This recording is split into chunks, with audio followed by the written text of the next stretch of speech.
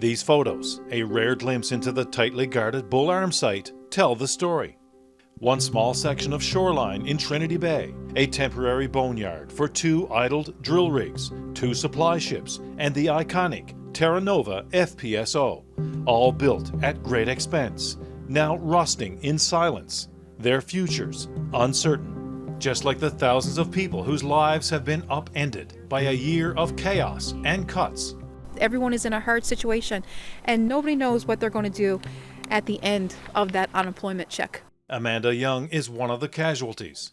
We all thought that we were going to retire offshore until last year.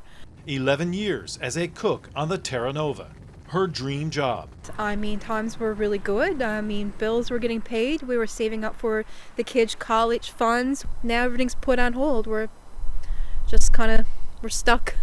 Her partner, one of just a handful of people still working on the Terra Nova, but no idea how long that will last. We all know that unemployment check don't pay for the mortgage. Let's rewind for a moment to early 2020. I know it seems like a lifetime ago, but it was hard at the time not to get caught up in all the optimism surrounding the oil and gas industry. Hundreds of workers were building the West White Rose expansion project. Construction sites in Argentia and Marystown were booming. There was talk of a bow wave of exploration, billions committed by companies in search of the next major discovery. Equinor was getting closer to sanctioning another big job creator, the Bay du Nord oil project in the Flemish Pass, poised to become the 5th producing oil field in the offshore. The Terra Nova was preparing to sail for Spain, an expensive refit that would allow the vessel to produce oil for another decade. And the Come-by-Chance oil refinery was expanding. But the momentum and optimism came to a crashing halt. A microscopic virus, COVID-19. And then an oil price war between Russia and Saudi Arabia turned the world and this province's transformational oil industry upside down.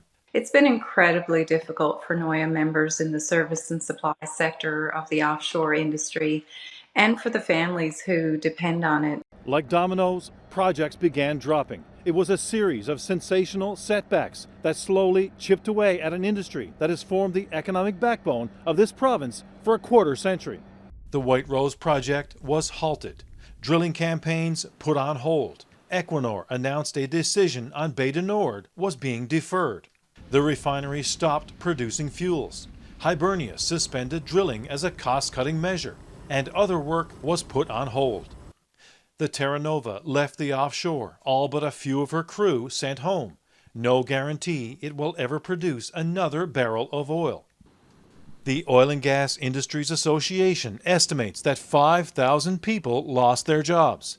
Many of them, highly specialized, have taken their skills elsewhere in the world. And we suddenly quickly moved from having a few challenges in the industry to being in full crisis mode. The number of chopper flights to the offshore were slashed. Pilots and maintenance crew grounded. Now here's some numbers to drive home the point. In January of 2020, there were 46 vessel departures from this offshore marine base here in St. John's, a vital link to the offshore. In January of this year, just 21. A year ago, there were 17 of these ships sailing to and from the offshore. Now there's only 6. That was devastating. So to bring them all together and then tell them that they don't have a job anymore. With fewer people working in the offshore and the pandemic making it difficult to carry out offshore safety survival training, companies like this were also hit hard. We went from about probably 85% of our revenue coming directly from oil and gas down to somewhere in the neighborhood of 45 to 50% of our revenue. And that was a big hit for us. It's forced companies like this to diversify, chasing down business in the marine industry, military, civilian aviation. You know, I jokingly say to friends and family, like, we're a survival company. We're in a global pandemic. Our intention is to survive. But there are signs of a recovery. The all-important Brent crude benchmark is now nearing $70 per barrel as the global economy emerges from its pandemic slump. That price, by the way, is higher than it was pre-pandemic. That's stoking optimism that Equinor is once again close to an investment decision on its Bay du Nord project, raising hopes that idle drill rigs like this may soon be back in the offshore, looking for the next major discovery. that a deal will be reached to refit the Terra Nova, and that this oil platform will be completed. I do see the oil and gas industry coming back. We talk to a lot of the operators fairly routinely. They're eager to see it come back. The thing that keeps me going the most is the desire for NOIA members to do everything that they possibly can to survive so that we can ensure that we reach our potential.